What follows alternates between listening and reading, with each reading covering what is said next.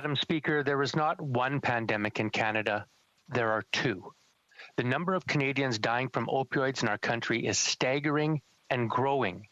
Over 15,000 mothers, fathers, sons, and daughters have died in the last 4 years alone. And June saw the most opioid deaths in British Columbia's history.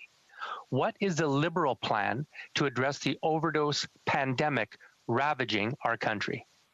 Honourable Minister. Well, thank you, Madam Speaker, and I want to share the members' complete devastation at the numbers coming out of BC of opioid overdose. Of course, we've known about this crisis for a very long time, and the Liberal government has taken strong steps over the last 4 or 5 years to ensure that communities and provinces have the tools that they need, including expansive harm reduction supports, including access to safe supply, including funding for not-for-profit and health-based organizations that are working with people who use substances. Madam Speaker, our government will ensure that we continue to make all tools available to provinces and territories as they work to support citizens. The honourable member for Vancouver Kingsway. Well, Madam Speaker, it's not working. The cause of the opioid carnage is clear for all to see. A toxic street supply sold by criminals who don't care about poisoning Canadians.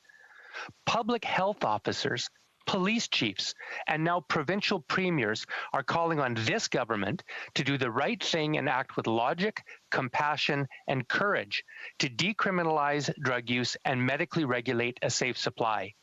When is this government going to listen to the experts, respect the evidence, and treat addiction as a health issue, not a criminal one?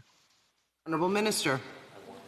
Thank you, Madam Speaker, and I would argue that that is exactly what this Liberal government has been doing for 5 years, working with experts, listening to experts, working with communities to make sure that things like safe supply, safer consumption sites, overdose prevention